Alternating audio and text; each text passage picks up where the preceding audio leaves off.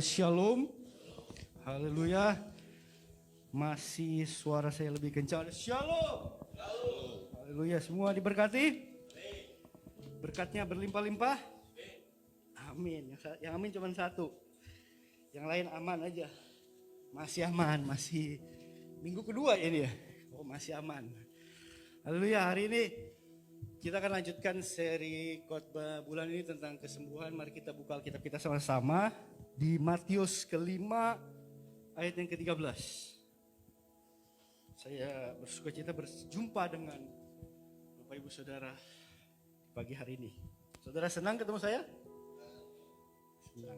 Ada satu doang yang bilang senang, yang lain jawabnya amin lagi. Orang Kristen tuh jawabannya apapun bertanya jawabannya amin aja ya, biar aman. Kadang-kadang orang Kristen tuh gak nyambung ya. Ditanya apa jawabnya amin. Kalau di gereja sih semua ngerti ya, sama-sama ngerti. Coba kalau kita ke warteg, kalau ditanya ada haleluya, amin. Kalau ditanya di warteg ada tempe, jawabnya apa? Amin. Ada harus dijawabnya ya. Matius 5 ayat yang ke-13. Saya akan bacakan. Kamu adalah garam dunia. Jika garam itu menjadi tawar, dengan apakah ia dihasilkan? Tidak ada lagi gunanya selain dibuang dan diinjak orang. Dikatakan kamu adalah garam. Tuhan Yesus yang katakan ini, yang disebut garam adalah kamu. Berarti saya dan saudara. Saya jadi teringat di dua raja-raja ketika Elisa setelah mengantarkan Elia terangkat ke surga, Elisa di Yeriko didatangi orang-orang dan dikatakan di Yeriko itu ada bencana. Dikatakan airnya beracun sehingga menyebabkan bayi-bayi dan anak-anak meninggal. Saudara tahu cerita itu? Kalau tidak tahu, kembali ke sekolah minggu, di bawah ada sekolah minggu ya. Mantap ya bridgingnya ya. Masuk sekolah minggu lagi. Atau kan ceritanya si Elisa akhirnya mengambil pinggan. Tahu pinggan? Bahasa zaman sekarang piring. Piring terus dikasih apa? Garam. Lalu udah ambil ke sumur, disembuhkan dengan garam. Maka Tuhan Yesus katakan kamu adalah garam. Saya menarik membahas tentang garam ini. Saya tertarik. Saya menarik sekali waktu baca tentang garam. Garam itu sudah ada lama banget. Bahkan di dalam penciptaan dunia sudah ada, saya yakin. Dan di dalam kehidupan ini semua banyak penemunya kan. Kalau cahaya, lampu ada penemunya. Saudara pernah ketemu, baca di Google dimanapun penemu garam? Ini kan zat kimia juga kan garam kan. Gak ada penemunya. Karena penemunya sendiri adalah Tuhan sendiri. Dan Tuhan katakan kamu adalah garam. Dan menarik di firman Tuhan ini, jika garam itu menjadi tawar, dengan apakah ia? Ini agak-agak kontradiktif dengan ilmu pengetahuan. Saudara tahu kan yang namanya garam? Garam itu ada di mana-mana. Di rumah saudara pasti ada garam. Pasti kan? Di sini ada nggak ya garam? Ada kan? Di atas ada. Buat apa itu garam di sini? Oh, ada masak juga di sini ya. Di mana-mana ada. Di restoran kaki lima sampai di hotel, di restoran bintang 5 ada yang namanya garam, ada di mana-mana. Tersedia di mana-mana. Dan firman Tuhan katakan kamu adalah garam. Jika garam itu menjadi apa? Dengan apa dia dihasilkan? Kalau saudara pernah belajar ilmu kimia, IPA, waktu di SMP, SMA, SMP ada nggak? Saya udah lama sih SMA, jadi SMA ya. Garam itu ada rumus kimianya ya, natrium klorida, NaCl. Kalau saudara ingat-ingat lagi, NaCl itu natrium itu plus, klorida itu plus juga. Bukan plus, minus. Natrium klorida plus dan minus. Jadi plus dan minus itu kalau digabungkan itu tidak bisa terpecahkan. Pusing kan belajar kimia lagi. Saya paling benci itu IPA sebenarnya. Saya benci semua, yang saya suka cuma kimia. Saya lumayan ingat lah ini. Plus dan minus itu tidak bisa dipisahkan.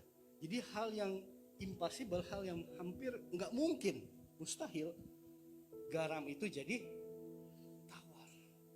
Tapi menarik di sini Tuhan katakan garam itu menjadi tawar. Di dalam bahasa aslinya, di dalam bahasa Yunani, Tuhan memakai kata moraino.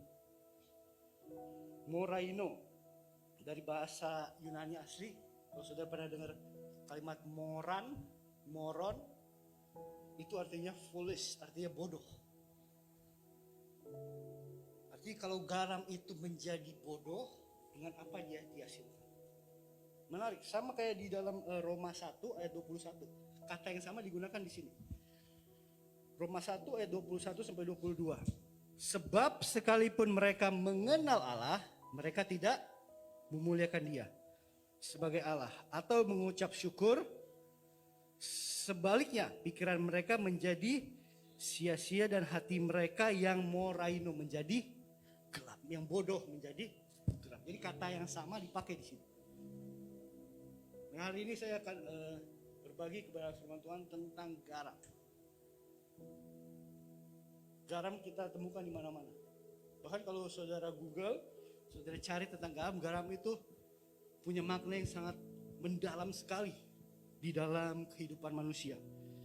Bahkan saya mencatat di sini di Alkitab dicatat ada 29 kata garam, ada 6 kata asin dan 3 kata hamba dalam 31 ayat penting Alkitab.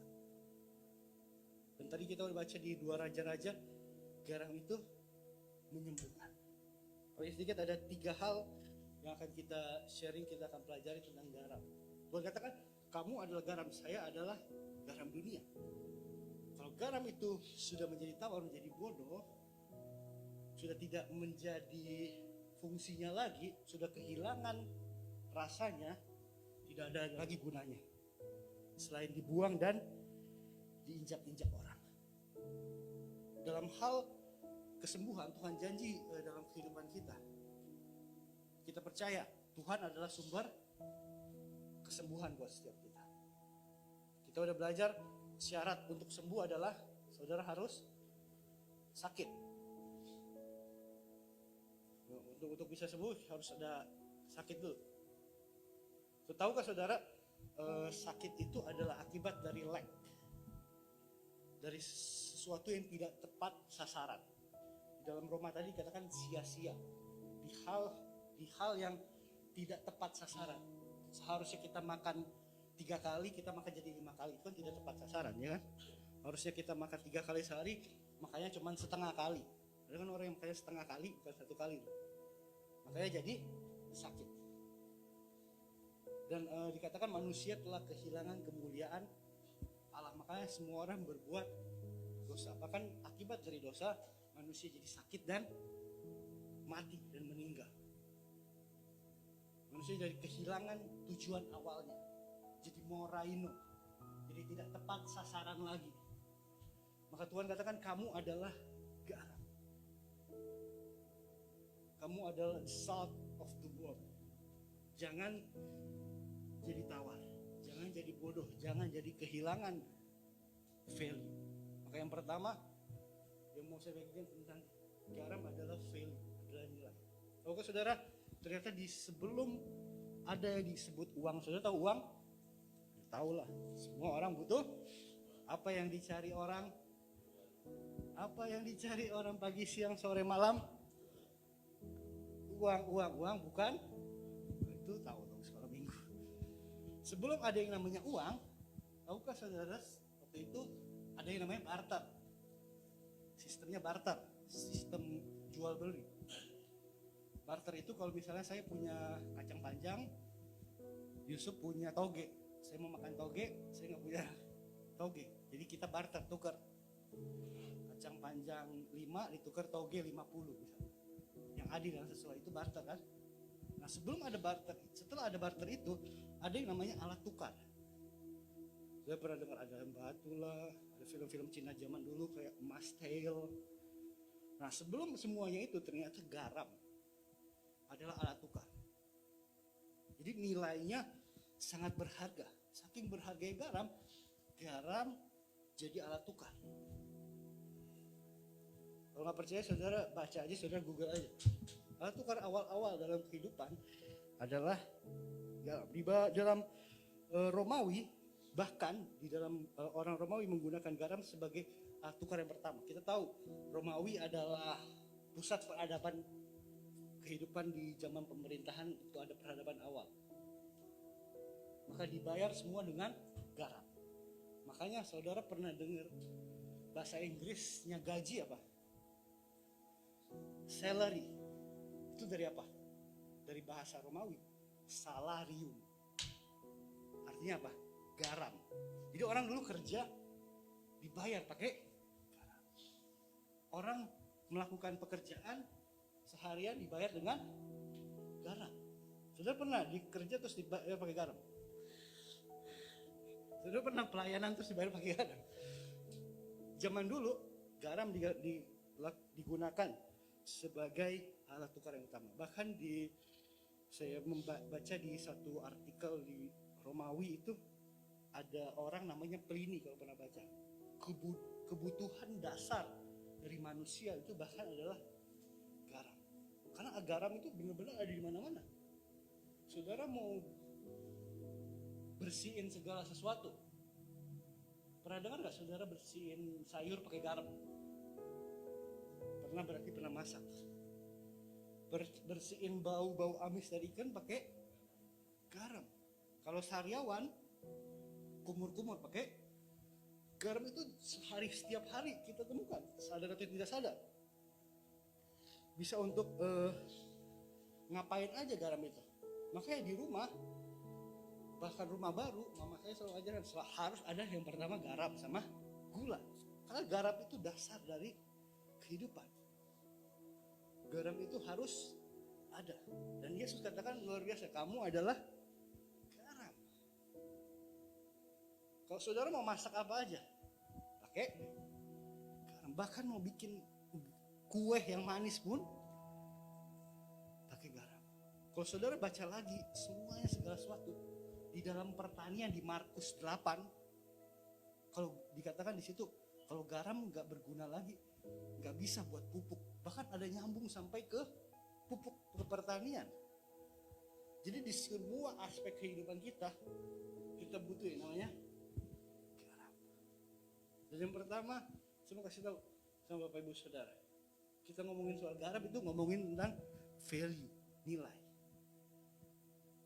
Manusia tadi saya katakan sudah waktu jatuh dalam dosa sudah kehilangan kemuliaan.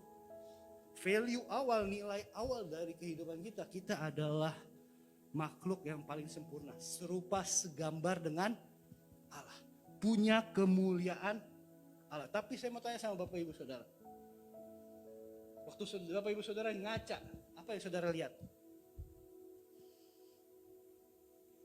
Muka sendiri ya pasti. Apa yang saudara katakan dalam cermin? Banyak orang nggak usah ngaca di HP aja, sekarang ada kamera depan kan, suka selfie. Apalagi cewek-cewek ya, yang nge-relate saya bingung tuh, apa memang mitosnya apa memang kenyataannya. Cewek itu kalau sekali foto itu nggak pernah bagus, nggak pernah, beneran. Kalau nggak percaya, ada yang pernah fotoin cewek gitu, kalau cewek selfie, langsung bagus ini fotonya. Oh itu saya hormatin itu cewek itu. Itu yang cewek yang langka sekali. Kalau cewek kan sekali foto sebagus apapun fotonya, pakai kamera profesional sekalipun pasti dibilangnya jelek, ulang lagi, ya kan? Memang mitosnya seperti itu. Seringkali kita melihat ke dalam image diri kita, apalagi kita tahu kita habis berbuat yang tidak benar, apalagi kita tahu kita lagi salah, bahkan apalagi kita tahu kita membutuhkan kesembuhan, kita lagi sakit. Saya ini beberapa tahun ini banyak menemani orang sakit. Maksud saya menemani mama saya. Orang kalau lagi sakit, lagi menderita, lagi butuh yang namanya kesembuhan, benar-benar hampir saya bilang, saya bisa dikatakan kehilangan value kehidupannya. Merasa dirinya tidak berharga lagi, merasa dirinya tidak bisa ngapa-ngapain lagi. Tuhan katakan kamu adalah garam, apapun keadaanmu, bagaimanapun situasimu saat ini, jangan sampai kehilangan value ini. Ini tidak pernah hilang di dalam kehidupan kita. Ini nyata di dalam kehidupan kita. Kenapa saya harus katakan ini? Karena terima nggak terima, saudara terima nggak terima, iya nggak iya, kehidupan kita ini didrive oleh value, oleh nilai. Setiap hari kita dikendalikan oleh yang namanya nilai. Gak usah jauh-jauh, kita mau masuk ke dalam tempat makan, ke restoran, ke warteg. Apa yang pertama kali Bapak Ibu Saudara lihat? Menunya, terus makanannya apa harganya. Saudara mau beli baju, masuk ke toko baju, yang pertama kali saudara lihat apa? Harganya dulu. Ada di sini masuk restoran langsung udah pesan apa aja dah, nggak pakai lihat dulu. Sadar nggak sadar kita setiap hari didrive oleh yang namanya value, nilai, dikendalikan. Mau masuk tol aja lihat dulu ini berapa itu. Ngecek dulu harganya. Setiap hari kita dikendalikan oleh yang namanya nilai, value. Sadar atau nggak sadar, manusia adalah ciptaan yang berdasarkan value, berdasarkan nilai. Maka manusia itu menilai secara materi dan pribadi. Nilai itu menentukan bagaimana kita diperlakukan. Nilai menentukan siapa yang mendekat dan siapa yang menjauh. Saya mau katakan ini, nilai yang kita tujukan kepada orang lain itu menentukan kita diperlakukan seperti apa. Contohnya sederhana, saya sering jalan-jalan ke mall.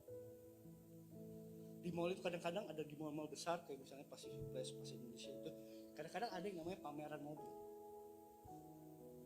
Pernah lihat pameran mobil di situ? Paling ada 1 mobil, 2 mobil, ya kan?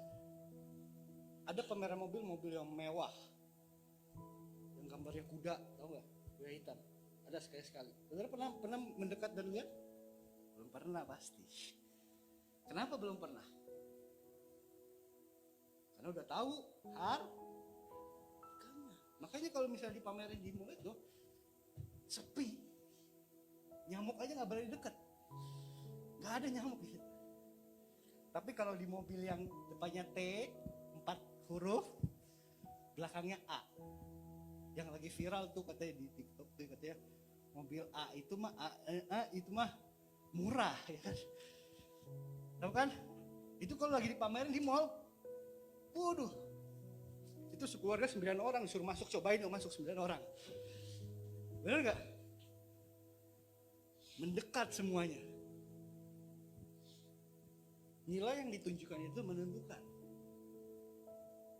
bagaimana kita diperlakukan. Maka kita harus mengerti dalam kehidupan ini. Banyak orang bukan sakit saja secara fisik, bukan perlu disembuhkan secara fisik, tapi secara value-nya, nilainya. Bukan secara psikologis saja. Memang katanya di kota-kota besar seperti Jakarta ini, 5 dari 5 orang, 3 orang itu sakit secara psikologis. Artinya sakit jiwa. Sakit jiwa itu bukan cuman gila gitu. Jadi 3 dari 5 orang itu sakit secara psikologis, stres. Gak usah jauh-jauh, itu kita hitung aja sini 1, 2, 3, 4, 5. Pak Gembala nggak ikut ya. Yang belakang aja. Dari 5, 3 yang stres. Nggak percaya? Sini saudara normal atau gila? Normal. Berarti saudara, maaf ya, gila. Ya memang nggak ada. Saudara pernah lihat orang gila ditangkap di jalan? Pasti dia bilang, saya nggak gila, saya normal gitu kan. Orang gila selalu bilang dirinya normal. Kita harus disembuhkan secara value, nilai. Apapun keadaan kita hari, apapun sakit, menderita apapun, kita harus ingatkan lagi kepada orang lain. Kamu adalah garam, nilaimu tidak berubah. Kamu mungkin, firman Tuhan berkata, kamu telah kehilangan kemuliaan Allah. Tapi hari ini saya mau kasih tahu gospel, kabar baik. Yesus yang punya surga telah datang ke dunia, berkorban, mati, hancur-hancuran, disalib, dan bangkit lagi buat setiap kita. Itu untuk mengembalikan nilaimu.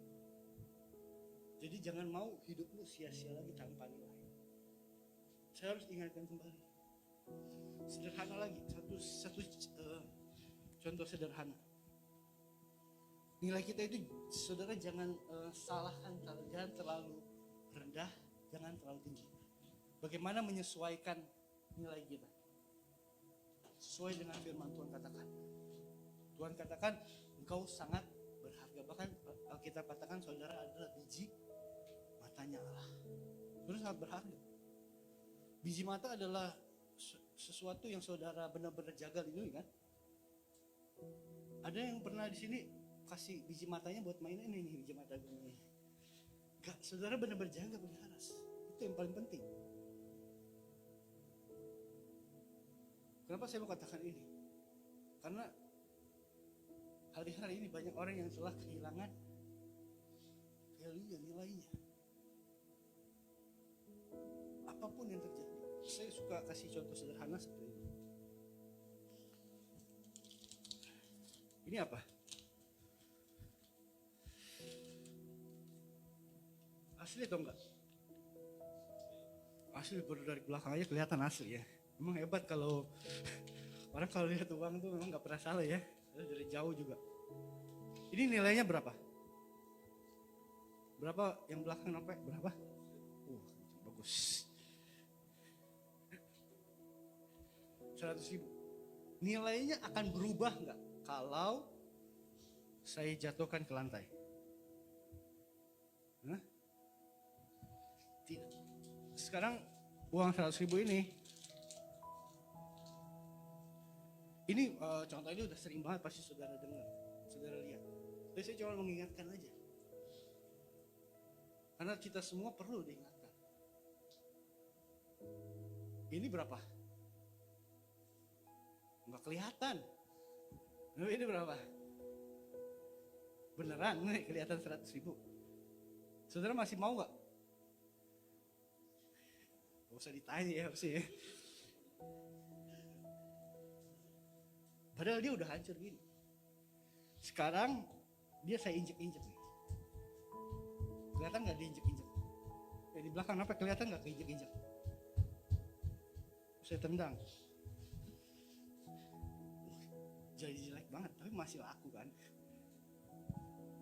Terus saya diemin aja, saya cuekin aja. Saya yakin setelah saya doa ini,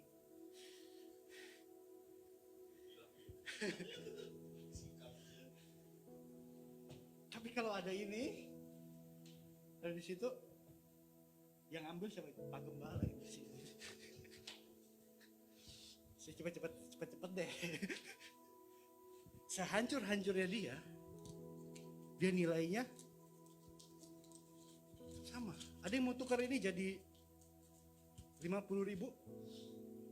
Ada. Nilainya enggak. Firman Tuhan katakan engkau adalah garam. Nilaimu tetap sama. Apapun keadaanmu hari ini.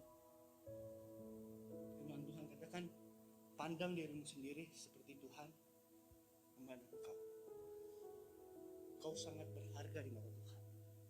Bahkan Daud pun dapat pewahyuan, saya nggak tahu dia dapatnya kapan. Dia bilang selagi aku bakal anak, sebelum kita direncanakan bahkan maka bahasa sehari-harinya untuk lahir ke dalam dunia ini, Tuhan udah tahu. Ada hari-hari yang Tuhan tuliskan di dalam kitab kehidupan. Jadi kehidupan engkau bukan terjadi karena tanpa sengaja. Tuhan sudah rancangkan kehidupan kita. Apapun, dimanapun keadaanmu, dimanapun keberadaanmu, kita ada di dalam kehidupan ini karena rancangan Tuhan, rencana indah dari Tuhan yang yang sudah tercipta buat kita. Amin. Kamu adalah garam. Jangan menjadi garam yang bodoh moraino, tawar. Itu yang pertama. Ngomongin tentang value. Yang kedua ngomongin tentang influence. Saya mau ajak kita buka sama-sama di 1 Korintus 9 ayat 19.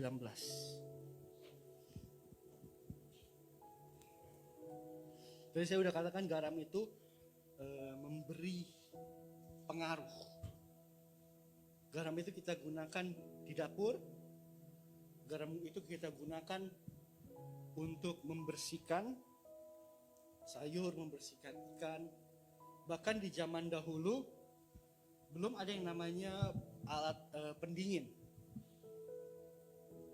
Jadi setiap makanan, setiap sayur, setiap daging kita mau mengawetkannya bagaimana?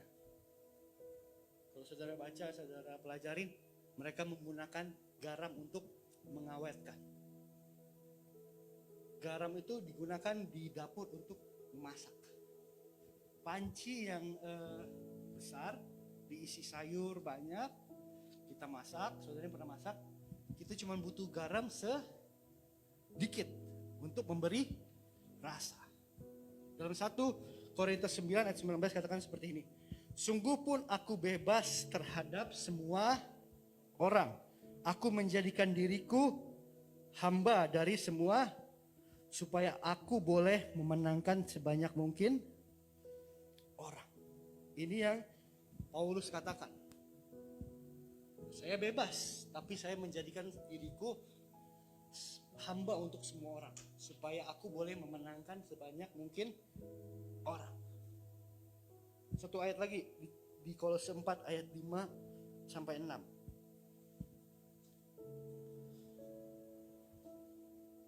Kadang-kadang ini yang paling penting yang harus diperhatikan sama orang-orang Kristen, orang-orang percaya. Karena ini yang kadang-kadang kalau panci itu ya, panci itu satu panci ada sayurnya. Kalau garam sedikit itu rasanya jadi enak. Kalau garamnya 20 sendok, rasanya jadi apa? Sayur asin. Kalau kebanyakan asin biasanya jadi darah tinggi. Kebanyakan garam. Nah, ini harus sering diperhatikan oleh orang-orang percaya. Hiduplah dengan penuh hikmat terhadap orang-orang luar. Maksudnya apa ini? Bukan cuma orang-orang Kristen, orang-orang percaya saja. Pergunakanlah waktu yang ada. Hendaklah kata-katamu senantiasa penuh kasih. Jangan hambar. Saudara tahu hambar? Seperti sayur tanpa garam. Hambar, tidak ada rasa. Tawar. Sehingga kamu tahu bagaimana kamu harus memberi jawab kepada setiap orang. Ini yang harus diperhatikan. Ini yang benar-benar harus kita pay attention. Tuhan katakan engkau adalah garam. Orang-orang percaya, ini ngomongin orang-orang Kristen. Supaya engkau penuh hikmat terhadap orang-orang, bukan cuma orang-orang Kristen saja, tapi orang-orang di luar juga. Biar kata-katamu penuh hikmat, jangan hambar. Harus penuh hikmat. Harus tahu kalau kata-kata kita yang kita pergunakan itu berpengaruh. Sedikit aja bisa mempengaruhi kehidupan orang lain. Apalagi banyak. Bahkan apalagi kalau kebanyakan.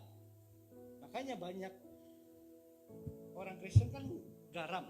Kebanyakan orang Kristen, kebanyakan bicara, seringkali menjadikan banyak persoalan, banyak masalah. Makanya secukupnya saja. Karena kita tahu apa yang kita keluarkan itu sangat berpengaruh dalam kehidupan ini.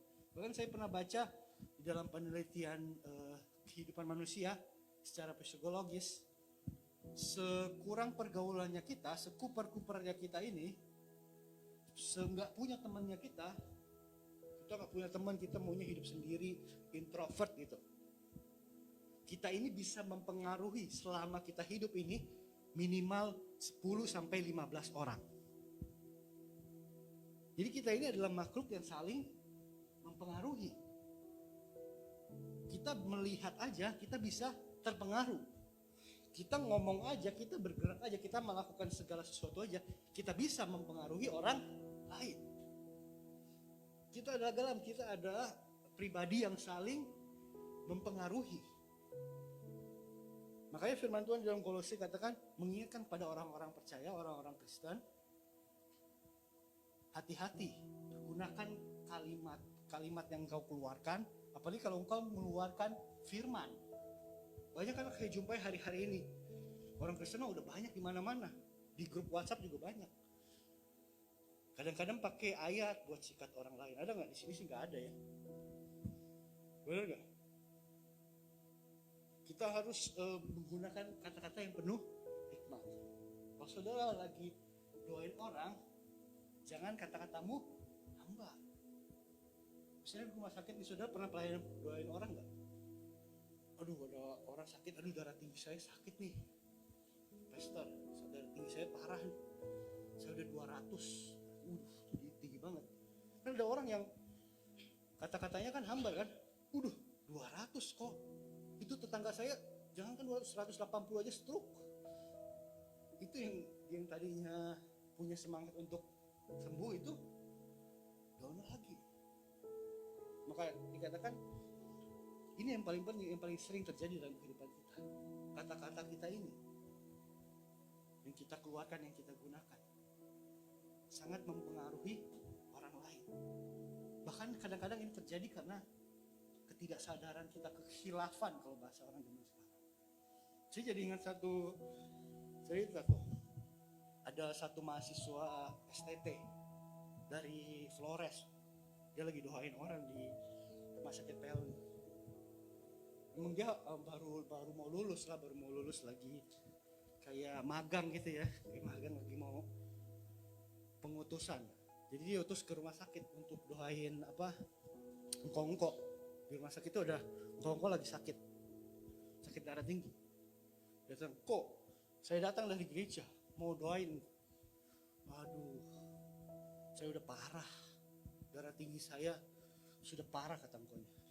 Lu mau doain apa lagi? Lu dari mana? Tenang kok, saya dari gereja. Tuhan Yesus bisa menyembuhkanmu. Tuhan Yesus siapa ya? Lu nggak tahu kan? Tenang. Ya mungkin karena namanya juga baru lulus STT kan ya. Jadi kata-katanya belum disusun. Tenang kok. Tenang. Dengan darah Yesus engkau pasti sembuh. Darah Yesus lebih tinggi dari darah apapun. Kayak, wah, Yesus siapa? Oh aja darahnya udah terlalu tinggi. Bangun aja susah. Tenang, darah Yesus lebih tinggi. Loh, itu Yesus siapa? Sekarang Yesus kemana? Yesus sudah mati. Pantas dia mati. Tapi tenang, dia sudah bangkit lagi beri kesembuhan dari kau. Kan orang yang dengar juga bingung ya. Tapi ujung-ujungnya kau ikut terima Yesus. Sama dalam kehidupan kita sehari-hari. Apa yang kita keluarkan? Kalimat yang kita keluarkan, jangan, firman Tuhan katakan, jangan hambar. Banyak orang mengeluarkan kata-kata yang sia-sia juga dalam kehidupan. Ingat, Tuhan katakan engkau adalah dalam sedikit aja itu sudah memberi rasa, memberi perbedaan, memberi perubahan. Amin.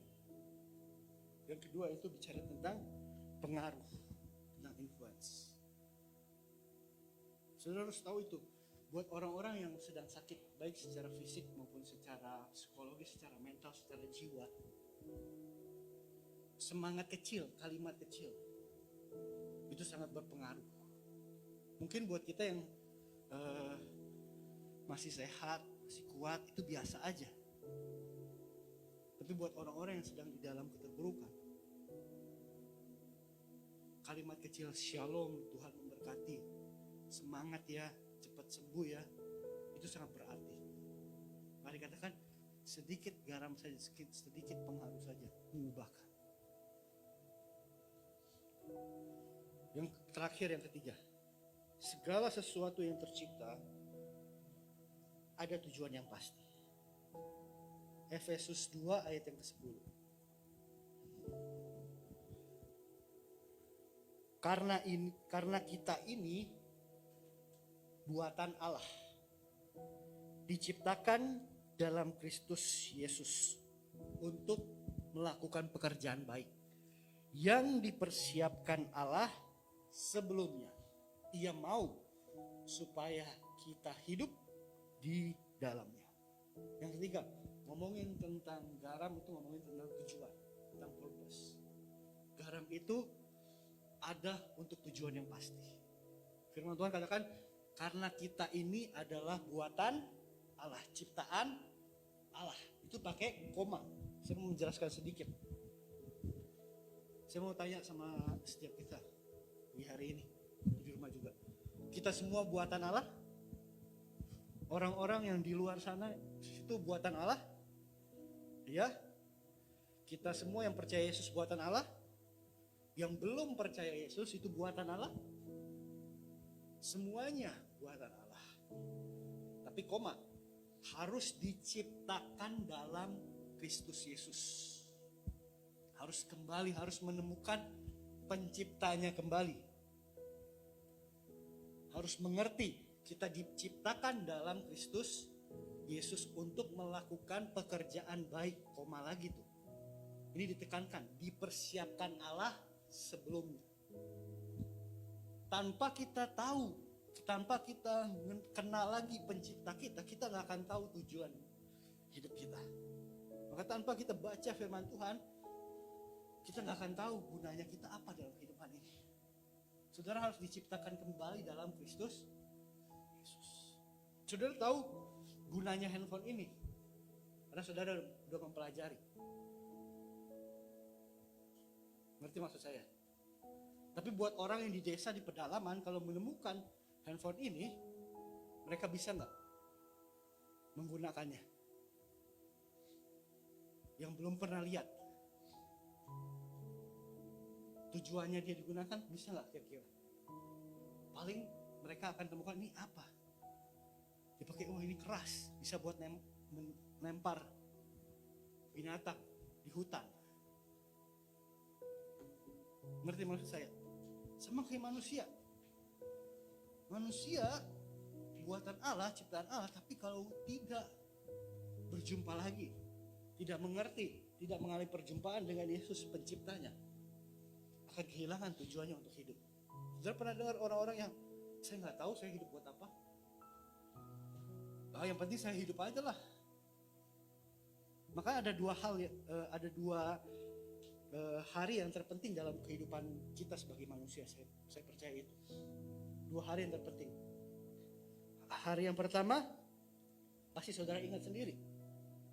Saudara pasti tulis, bahkan gak usah ditulis sudah ingat. Hari ulang tahun saudara. Itu penting buat saudara, ya kan? Tapi satu hari lagi yang penting. Hari di mana engkau tahu untuk apa engkau hidup di dalam kehidupan ini. Itu penting. Amin. Dua hari yang penting dalam kehidupan kita. Jangan sampai saudara nggak tahu. Biarlah mengalir aja. Apalagi hari-hari ini orang-orang banyak yang hidup yang masih kita nggak tahu hari esok seperti apa. Kue sera, ada lagunya itu ya. Jangan nyanyi deh gua. Kue sera apa artinya? Mengalir aja. Seperti air yang mengalir. Kalau kita nggak menentukan tujuannya, kita bisa kemana aja. Jangan mengalir aja loh. Benar nggak? Saudara harus tahu untuk apa saudara hidup. Minimal saudara punya satu atau dua lah untuk apa tujuan saudara ada dalam muka bumi ini. Kita ada untuk suatu tujuan yang pasti. Segala sesuatu ada untuk. Bahkan besi ini nih, ini yang saya pukul-pukul ya. Dia ada di sini untuk tujuan yang pasti, untuk nahan mic ini. Tisu ini bukan buat pajangan aja. Ada di sini untuk suatu tujuan yang pasti. Segala sesuatu yang diciptakan, bahkan kita manusia, jangan lupa kita ada untuk tujuan yang pasti. Bahkan sebelum kita lahir ke dalam dunia ini, Tuhan mau kita menghidupi tujuan kehidupan itu. Amin. Saya tutup khotbah ini. Saya minta pemain musik dan saya minta Alfa di sini aja.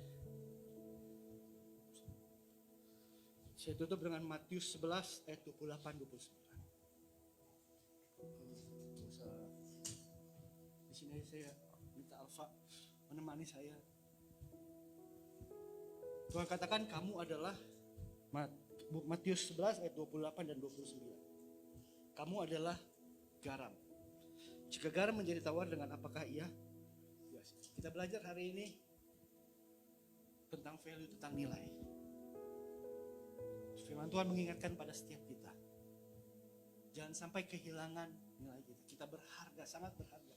Kita diciptakan serupa segambar dengan Allah. Apapun keadaanmu, sesakit apapun engkau, sedalam apapun lembah kekelamaanmu, kau harus ingat, itu hanya sementara. Engkau diciptakan sempurna, serupa segambar dengan Allah. Ada kekuatan, ada power yang luar biasa dalam dirimu. Kamu adalah garam. Jangan sampai engkau kehilangan rasamu, powermu. Yang kedua bicara tentang pengaruh. Tadi saya sudah katakan, introvert-introvertnya kita adalah pribadi makhluk yang saling mempengaruhi. Selama kita hidup, kita minimal bisa mempengaruhi 15 sampai 20 orang dalam kehidupan ini. Sekali lagi, hidup kita dalam kehidupan ini punya tujuan yang pasti. Tuhan mau engkau jadi garam di dunia ini. Sedikit saja yang kita lakukan bisa mengubahkan, mempengaruhi kehidupan. Dan kita ada di dalam kehidupan kita, di dalam keluarga kita, di gereja kita, di tempat kita bekerja dengan satu tujuan yang pasti. Orang di luar sana tidak bisa lihat Yesus secara kasat mata.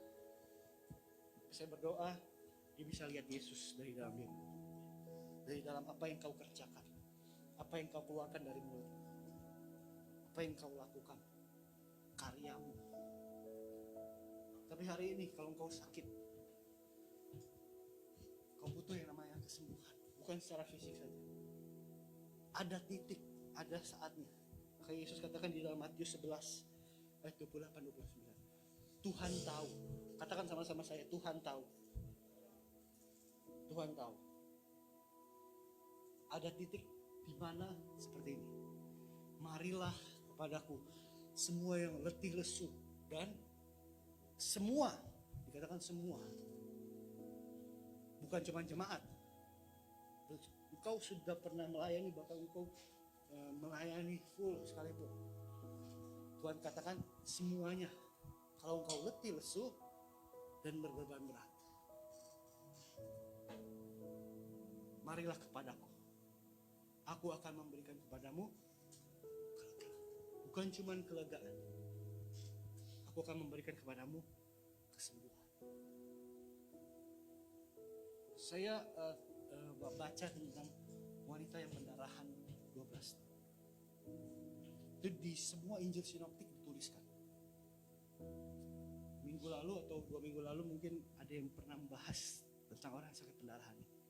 Saya nggak tahu, nggak pernah merasakan sakit pendarahan 12 tahun seperti apa. Tapi kalau saya lihat istri saya, dia lagi datang tamunya itu setiap bulan, itu katanya sih nggak enak banget. Kalau saudara ingat, dikatakan dia 12 tahun sakit pendarahan. Saudara harus tahu secara budaya, secara budaya Israel Yahudi, itu harus dijauhi. Saya nggak melebih-lebihkan, saudara boleh baca. Dia itu najis, bahasa saya. Najis, benar-benar najis. Bayangannya aja nggak boleh seperti itu. budaya di sana seperti itu. Dia nggak boleh dideketin. Jadi bayangkan, dia bukan cuma sakit secara fisik. Mungkin seperti uang yang tadi saya kasih tunjuk pada saudara. Dari luar dia terlihatnya baik-baik saja, tapi di dalamnya penderitaannya nggak ada yang tahu. Dia cuma dengar tentang Yesus. Dan hari itu dia pasti pernah dengar ayat ini, datang aja padaku. Saya nggak tahu keadaan fisik pikirannya seperti apa, tapi itu adalah keputusan mungkin terbesar dalam kehidupannya. Dia nggak datang karena dia tahu, apalagi menghadap guru kayak di zaman Yesus itu, menghadap seperti itu tidak diizinkan. Jadi dia cuman menjamah. Itu keputusan yang besar. Dan itu saya mau katakan itu seperti gambling. Karena belum tentu pasti yang dia jamah, karena itu kerumunan banyak banget. Yesus lagi mau membangkitkan anak yang meninggal di rumah Yairus, kita tahu itu. Itu banyak sekali, ribuan orang. Saudara pernah dengar Yesus yang ngikutin ribuan orang, makanya dia kasih makan 5.000. Itu baru kepala keluarga loh. Baru prianya loh, belum anak-anak, belum istrinya. Jadi bisa puluhan ribu orang yang ikutin Yesus setiap hari. Di hari itu dia dengar tentang Yesus. Saya nggak tahu, mungkin dia pernah dengar ini. Siapapun yang sakit, kau udah letih lesu dalam kehidupanmu, datang kepadaku. Dia cuma mau mencuri. Dia nggak benar-benar mau datang. Dia cuma mencuri. Dia mau gambling aja. Ada nggak kemungkinan dia gini-gini, dia kepegang bajunya orang lain? Ada nggak? Ada nggak kemungkinan dia lagi gini-gini, dia mau kepegang, ternyata yang dipegang bajunya Yudas? Ada banget. Tapi hari itu dengan mungkin sisa-sisa semangat kehidupannya, dia datang di jamah. Dia sembuh langsung, mujizat terjadi. Tapi bukan itu yang Yesus mau kasih. Yesus katakan dia tahu ada kesembuhan keluar. Dia tanya sama siapa yang menjamah aku.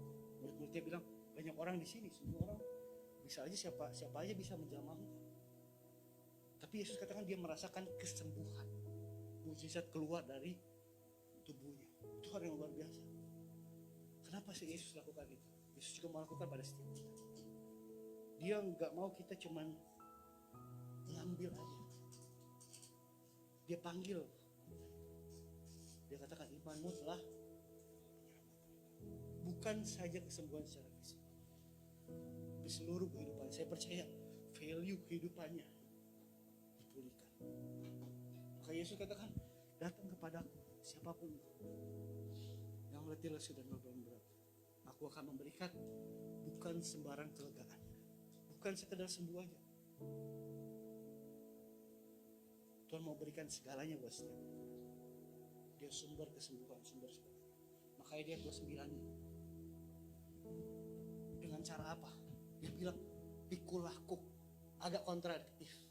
Udah datang, udah letih lesu, beban berat, disuruh pikul kuk. Kalau saudara nggak benar-benar paham baca firman Tuhan ini, saudara akan berkata, wah gue udah sakit, udah menderita, gue masih harus ngerjain firman Tuhan. Gue masih disuruh pendeta lakukan firman Tuhan ini, itu. Saudara sudah ngerti. Pikulah kuk yang kupasang dan belajarlah kepadaku, karena aku lemah lembut dan jiwamu akan mendapatkan. Ini bukan sekedar saudara disuruh lakukan firman Tuhan. Ini ajakan dari juru selamat, dari yang punya surga. Saya pernah katakan ini, kuk ini yok. Ini dipasangkan di hewan ternak. Kuk ini dipasangkan di hewan, di lehernya. Pernah lihat kuda dipasang di lehernya sini? Kerbau waktu buat membajak, itu bukan cuma dipasangkan di satu hewan. Kuk yok yang Tuhan maksudkan itu yang dipasangkan untuk sepasang hewan. Sepasang kerbau, sepasang sapi, sepasang kuda. Jadi bukan disuruh datang pakai ini kuk. Ini ajakan. Kayak begini. Datanglah kepadaku. Kuk itu apa begini? Kuk itu dipasangkan berbarengan seperti ini. Supaya kita benar-benar ngerti. Datang kepada Yesus, Dia gak kasih kesembuhan padamu sendiri. Kau jalani lembah kekelamanmu sendiri. Dia bilang pikul kuk bersamaku. Kuk ini membuat supaya langkah hewan ternak itu biar bisa sama. Kalau dia cuma diikat tali, yang sebelah kiri bisa pakai kaki kiri, sebelah kanan bisa pakai kaki. Bagaimana kalau jalannya juga pakai kaki? Bisa jalan dengan benar.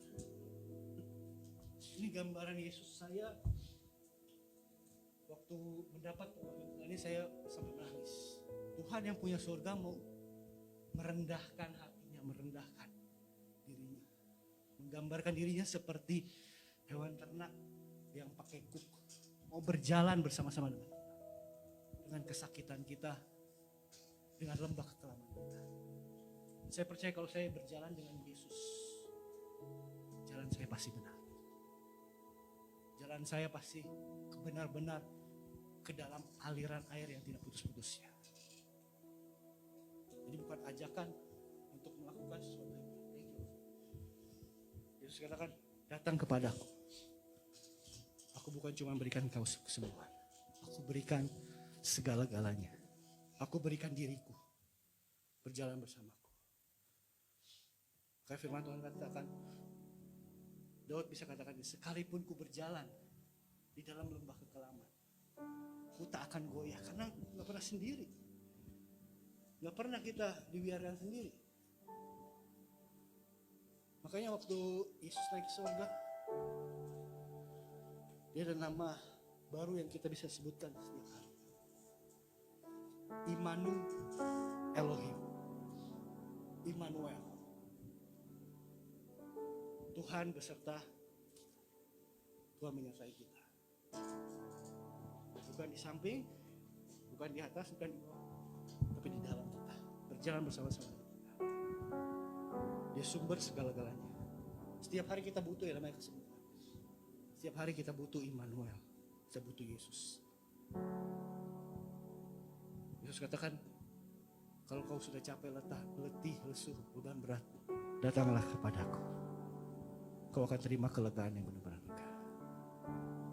Di dalam nama Tuhan Yesus Kristus, setiap pribadi yang dengar kebenaran firman Tuhan ini, datang kepada Yesus. Kami berikan semua keletihan, beban berat kami serahkan di dalam hadapan Tuhan Yesus. Kami percaya hari ini kami tidak akan pernah berjalan sendirian. Kami berjalan bersama-sama dengan Engkau.